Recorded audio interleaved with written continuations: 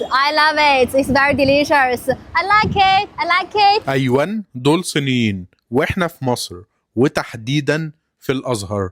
هتقولي جم مصر طيران، هقولك لا، ما جوش طيران، هما جم بالعربيات دي. عربيات روكسي دي خرجت من الصين ودلوقتي وصلت مصر سواق. هتقولي ازاي يعني؟ هو ممكن حد يمشي بعربية 15,000 كيلو من الصين علشان يوصل لحد مصر؟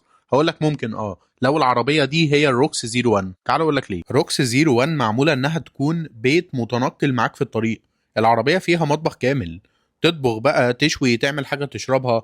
ده الصينيين كانوا جايبين معاهم شاي من الصين وبيعملوا لنا هنا في مصر وبيعزمونا عليه. وكمان كانوا شايلين حاجتهم وهدومهم اللي جايين بيها من الصين في الجزء الزيادة اللي فوق العربية. ده كمان فيها خيمة تقدر تفردها، والعربية من جوه مريحة والكراسي بتاعتها بتتفرد، فممكن تكون أوضة نوم عادي جدا. الروكس 01 شغالة بتكنولوجيا اسمها الريف، بتقدر تمشي 1115 كيلو بتانك بنزين واحد 70 لتر، وهي مشحونة كمان كهرباء.